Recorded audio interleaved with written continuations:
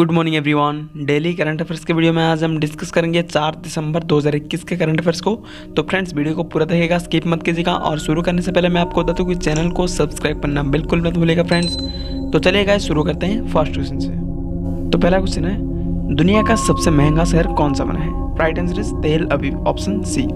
तेल अवीव बना है दुनिया का सबसे महंगा शहर, जो कि इजराइल का एक शहर है, according to the report of economic intelligence unit. I mean friends, economic intelligence unit जो कि लंदन में स्थित है, इसका हेडक्वार्टर। और इसके रिपोर्ट के अनुसार ही सबसे महंगा शहर बना है तेल अवीव, जो कि इजराइल का एक शहर है। फ्रेंड्स, ये शहर किस देश का है? तो इजराइल का है। तो हम बात करेंगे इजराइल के बारे में। वर्ल्ड मैप पे देखें तो इजराइल कुछ यहाँ पर आता है। इजराइल एशिया महाद्वीप में आता है। तो फ्रेंड्स, इजराइल देखिए, मैं थोड़ा जूम करके दिखाता हूँ। यह है इजराइल, और इसकी कैपिटल की बात करें तो कैपिटल है जेरूसलम। यहाँ पर आप देख सकते हैं, कैपिटल है जेरूसलम।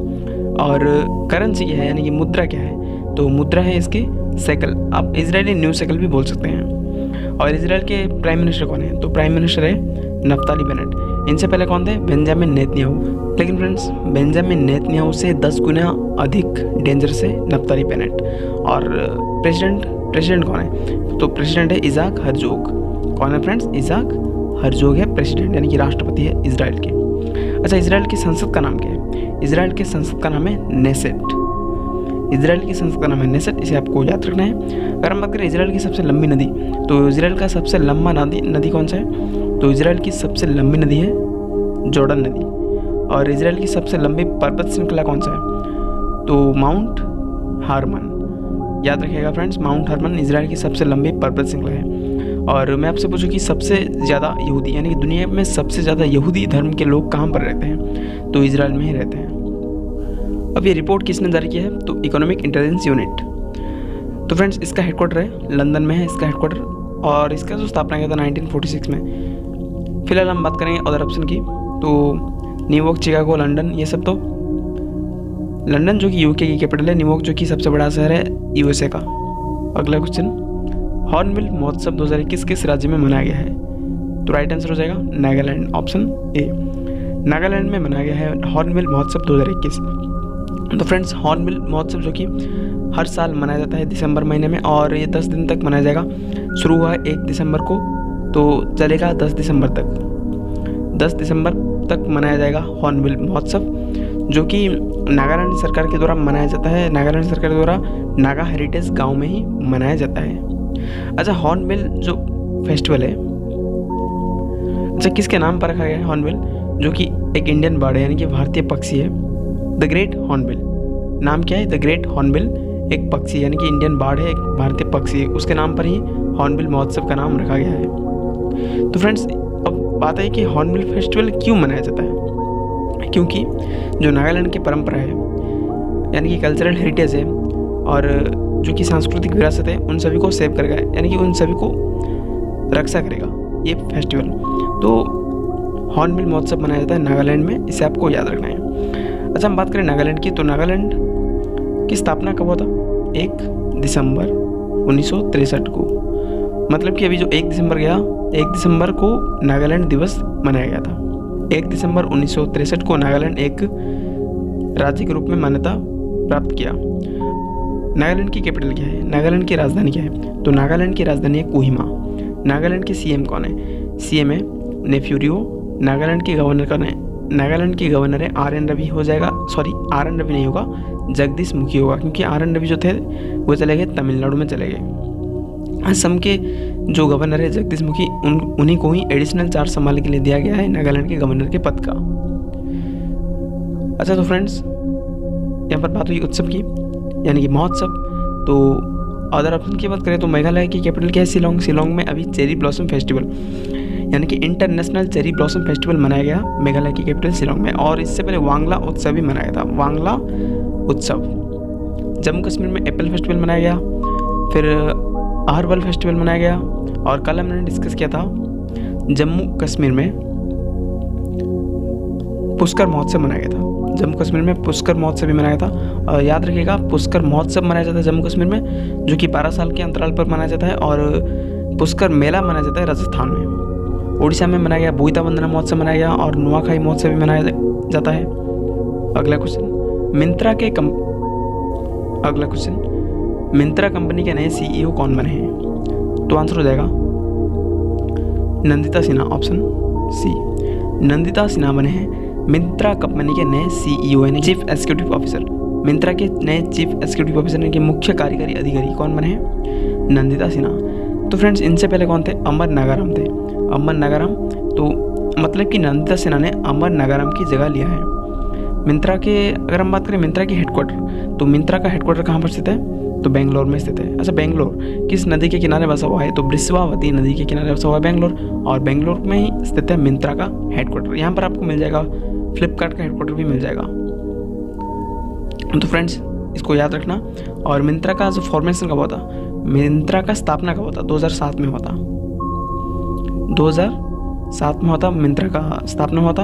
और मैं आपसे पूछूं कि मिंत्रा के ब्रांड एम्बेसडर प्रेजेंट टाइम में कौन है? तो प्रेजेंट टाइम है समंता अकिनेनी। पहले तो था दिशा पाटनी, फिर कियारा आडवाणी, अब प्रेजेंट टाइम में समंता अकिनेनी जो कि एक साउथ एक्ट्रेस है। अब बात करें अदर ऑप्शन की, तो रेखा शर्मा ये कौन है? महिला आयोग के चेयरमैन है। और वर्तिका शुक्ला जो कि EIL के चेयरमैन है। EIL यानी कि इंजीनियर्स इंडिया लिमिटेड। सोमा मंडल कौन है? सोमा मंडल जो कि चेयरमैन है सेल के चेयरमैन है। सेल यानी कि steel authority India limited. Steel authority India limited के चेयरमैन है सोमा मंडल। और सेल का हेडक्वार्टर आपको मिल जाएगा न्यू दिल्ली में। अगला क्वेश्चन, भारतीय सेना को किस देश से एडवांस हेरोन ड्रोन मिला है? आंसर हो जाएगा इजराइल, ऑप्शन बी। इजराइल से मिला है भारतीय सेना को इजराइल से मिला है भारतीय सेना को हेरन ड्रोन। तो फ्रेंड्स अब हम बात करेंगे हेरन ड्रोन। तो हेरन ड्रोन ये क्या है? फ्रेंड्स इंडियन आर्मी को इजराइल ने ऐसा एडवांस हेरन ड्रोन दिया है कि किसी बात से इनके कैमरा और सेंसर जो कि रडार का नज़र किसी बात की नज़र से भी तेज़ है। इंडियन आर्मी ने अभी लद्दाख के सेक्टर में 4 हेरन ड्रोन को तैनात कर दिया है। तो फ्रेंड्स अब हम बात करेंगे इस ड्रोन को बनाया किसने? इतना खतरनाक ड्रोन को किसने बनाया? तो इजराइल एरोस्पेस इंडस्ट्रीज ने इसको डेवलप किया है। फ्रेंड्स देखिए, अगर ये ड्रोन एक बार हवा में उठा तो 52 आवर यानी कि 52 घंटे तक हवा में रहने का सक्षम रख सकता है। और 35,000 फीट यानी कि 15 किलोमीटर ज़मीन से ऊंचाई तक हवा में शांत उड़ता रहता है। तो ये ड्रोन दिया है इजराइल ने इंडियन आर्मी को, इसे आपको याद रखना है। और अगला क्वेश्चन, भारतीय नौसेना दिवस यानी कि इंडियन नेवी डे 2021 यानी 2021 कब मनाया जाएगा? तो आंसर हो जाएगा 4 दिसंबर। 4 दिसंबर को भारतीय नौसेना दिवस मनाया जाएगा। कई बार एग्जाम में पूछा है। 4 दिसंबर को हर साल मनाया जाता है भारतीय नौसेना दिवस। अच्छा, तो मैं आपको पूछूं कि इंडियन आर्मी डे कब मनाया जाता है यानी कि भारतीय सेना दिवस कब मनाया जाता है यानी कि थल सेना दिवस। भारतीय थल सेना दिवस कब मनाया जाता है? तो 15 जनवरी को। और इंडियन एयरफोर्स डे ये कब मनाया जाता है? 8 अक्टूबर को मनाया जाता है इंडियन एयरफोर्स डे यानी कि भारतीय वायुसेना दिवस। तो DRDO डे कब मनाया जाता है? DRDO डे कब मनाया जाता है? तो 1 जनवरी को मनाया जाता है। 1 जनवरी को मनाया जाता है DRDO डे। अच्छा, मैं आपसे पूछूं कि भारतीय नौसेना के अभी प्रेजेंट टाइम में अभी जो हाल ही में भारतीय नौसेना के प्रमुख कौन बने हैं? तो R हरिकुमार। अगला क्वेश्चन, फॉर्चून इंडिया के द्वारा जारी रिपोर्ट के अनुसार भारत की सबसे शक्तिशाली महिला कौन बनी है? तो राइट आंसर हो जाएगा निर्मला सीतारमण, ऑप्शन ए। निर्मला सीतारमण बन चुकी है फॉर्चून इंडिया के द्वारा जारी रिपोर्ट के अनुसार भारत की सबसे शक्तिशाली महिला। टॉप 50 रिपोर्ट जारी किया है, टॉप 50 महिला की लिस्ट जारी किया है फॉर्चून इंडिया ने। अच्छा, फॉर्चून इंडिया की हेडक्वार्टर कहाँ पर स्थित है? फॉर्चून इंडिया का हेडक्वार्टर है मुंबई में। नीता अंबानी इसमें सेकंड पे है और सौम्य स्वामीनाथन इसमें थर्ड पे है। सौम्य स्वामीनाथन जो कि WHO के चीफ साइंटिस्ट है यानी कि वर्ल्ड हेल्थ ऑर्गेनाइजेशन विश्व स्वास्थ्य संगठन के चीफ साइंटिस्ट है सौम्य स्वामीनाथन, ये थर्ड नंबर पर। अच्छा फ्रेंड्स, यहाँ पर एक ऑप्शन दिख रहा होगा रोशनी नाडार। रोशनी नाडार जो कि HCL के चेयरमैन है।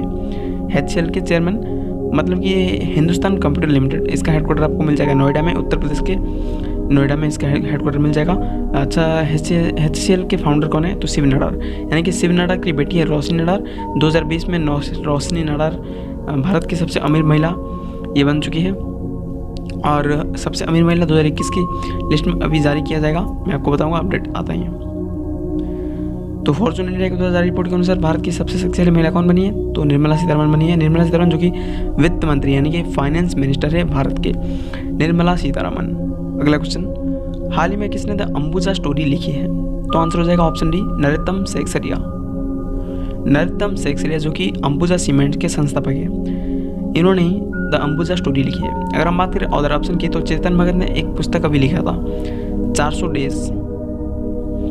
बैक टू द रूट्स किसने लिखा है? बैक टू द रूट्स लिखा है। फ्रेंड्स यहाँ पर ऑप्शन में मैंने किताब का नाम ही लिख दिया है, राइटर का नाम लिखना चाहिए था, आई एम सॉरी। तो बैक टू द रूट्स किसने लिखा है? तमन्ना भाटिया ने लिखा है, जो कि इंडियन एक्ट्रेस है।